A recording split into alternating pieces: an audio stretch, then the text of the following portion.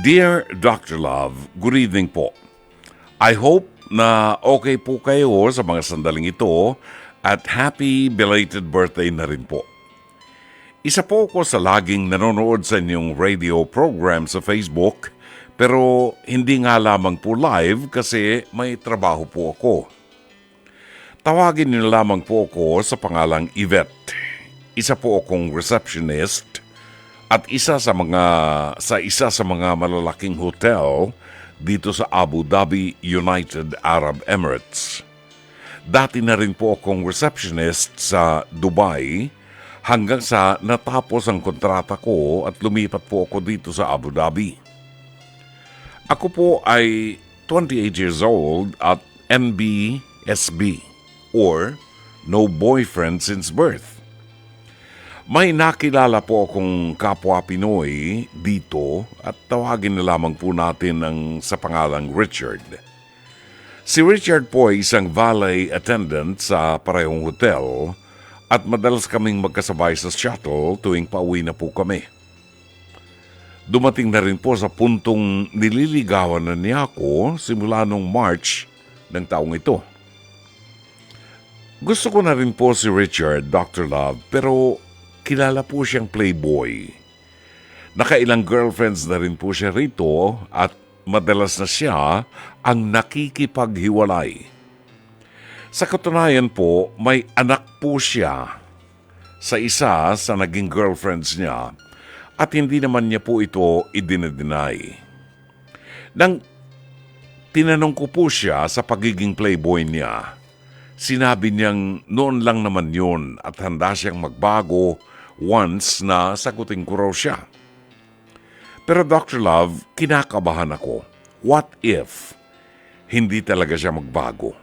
What if magiging isa lamang ako sa mga magiging karelasyon niya? Natatakot din po ako kasi na masaktan lalo na't siya ang magiging first boyfriend ko. If ever, sagutin ko po siya. Totoo po bang once a playboy, always a playboy? Can a woman change her man? Is this worth the risk, Dr. Love? Marami pong mga tanong na bumabagabag sa akin at wish ko lang po ng kasagutan before I make my decision. Salamat po in advance, Dr. Love. Alam kong matutulungan niyo po ako sa sitwasyong ito. I wish you good health and more power sa inyong programa. God bless po. Lubos na umaasa, Yvette ng Abu Dhabi, United Arab Emirates. Balikan natin ang kasaysayan padala sa ating palatuntunan ni Yvette ng Abu Dhabi, United Arab Emirates. Maraming salamat sa iyo, Yvette, at sana pagbalik ko dyan before the end of the year ay magkita tayo sa Abu Dhabi. Medyo malayo-layong biyahe from Dubai, pero nagagawi tayo dyan sa area na yan at masarap manginain dyan sa mga restaurants dyan sa Abu Dhabi. Balikan natin ang kanyang kasaysayan. She is 28 years old. Hindi pa nagkakaroon ng boyfriend since birth. At itong napakagandang ma-experience ng isang tao, yung magkaroon ka ng, for the first time, magkaroon ka ng minamahal, ng karelasyon.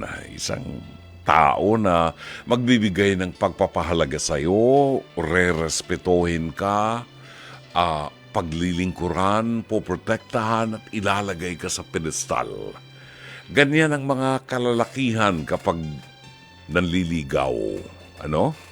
Pero, ang lumiligaw ngayon dito kay Yvette ay isang lalaki na popular, valet attendant doon sa the same building, the same hotel na pinagtatrabahuhan niya. Kaya lang, balitang-balita na itong lalaking ito ay gigolo. Ibig sabihin, playboy. Yan. Baka magandang lalaki, no? Baka magandang lalaki siya. Habulin ng mga babae. So, sang-ayon din kay Yvette, Inamin daw nitong kanyang manliligaw na nagkaroon siya ng anak sa isang babaeng naging girlfriend niya. Uulitin natin ha, Yvette. Inamin niya sa'yo, hindi naman niya dinideny, inamin niya sa'yo na nagkaroon siya ng anak sa isang babae na kanyang minahal, dati niyang girlfriend. That's one point. Ang tanong ni Yvette, kinakabahan daw kasi siya. Nag-aalala siya na baka hindi magbago yung kanyang manliligaw.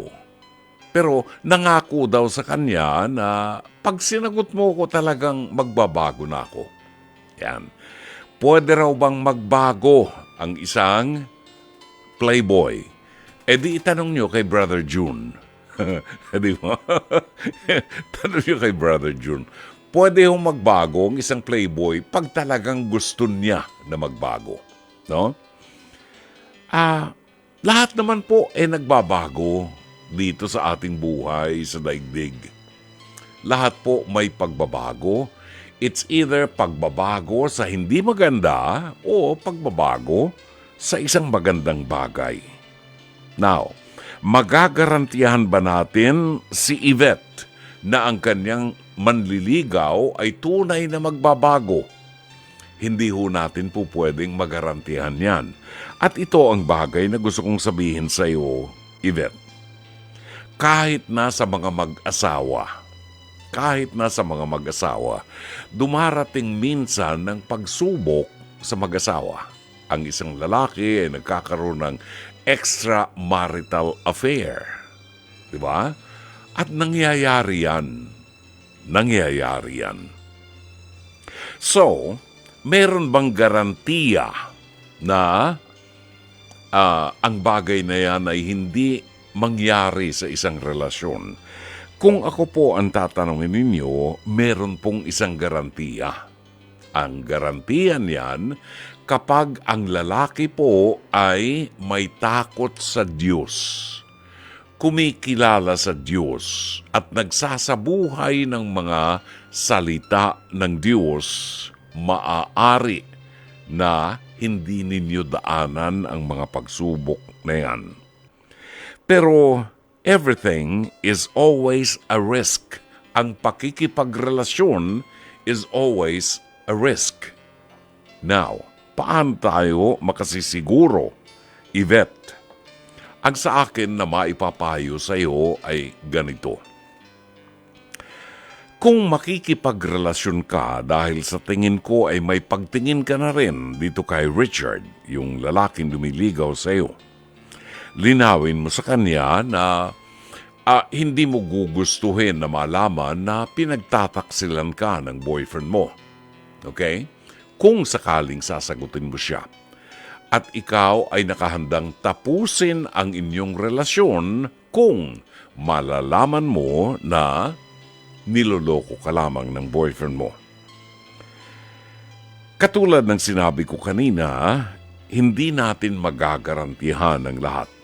Kahit na anong buti ng isang babae, kapag hindi seryoso ang lalaki at gugustuhin din niyang magloko, gagawin din niya yan. Di ba? Ang maaari lamang makapigil sa kanya kung siya ay may takot sa Diyos at nagsasabuhay ng mga salita ng Diyos, maaaring maprotektahan ka. Ganun pa man, ang sa akin, para sa iyo, ito ang aking maipapayo. Kung sakali nasagutin mo siya, si Richard, huwag mong ibigay ang lahat sa kanya. Kasi gagarantiyahan ko sa iyo, sa unang araw pa lamang nasagutin mo siya, hahawakan ka niyan sa kamay, hahalikan ka sa iyong mga labi, at yung kamay niya ay dudulas papunta sa iyong tuhod o sa iyong hita. Alam na, di ba? Alam na. So, ang sa akin na ito, ang pakikipagrelasyon ay getting to know each other. Kung magsyota pa lang kayo, Yvette, This is the stage where you get to know him more. Malalaman mo ang kanyang prinsipyo sa buhay, malalaman mo ang kanyang pananaw sa buhay, malalaman mo ang kanyang ugali sa mga panahon na kayo ay nai-stress, no? Sa panahon na may stress sa buhay ninyo o may problema, makikita mo kung paano niya i-address ang mga problemang yan. It's a stage of getting to know each other. It is not a stage of giving your whole body to him. Huwag mong ibibigay ang pagkababae mo sa kanya, sapagkat nakita mo na ang isang kasaysayan sa bahagi ng kanyang buhay na tinalikuran niya ang babaeng inanakan niya. In other words, huwag na huwag mong ibibigay ang itinatago mo sa likod ng panty mo. Kasi maaring mangyari sa iyo ang nangyari dun sa babaeng kanyang inanakan. There is another problem. Bakit hindi niya pinanindigan ng responsibilidad niya doon sa kanyang anak? Bakit ipinagkatiwala na lang niya ang lahat doon sa ina ng bata? Ito ay hindi magandang signs ng pagiging tao niya. So ito ang mga bagay na dapat ay itanim mo sa iyong isipan. Ang pakikipagsyota ay hindi nangahulugan ng pagbibigay ng iyong katawan sa kanya or being sexual. Ang pagiging magsyota ay a stage of getting to know each other. Huwag na huwag mong ibibigay ang hihingin niya sapagkat ikaw din ang magsisisi pagdating ng araw. Sana'y natulungan ka ng palatuntunan ito. As always, Dr. Love.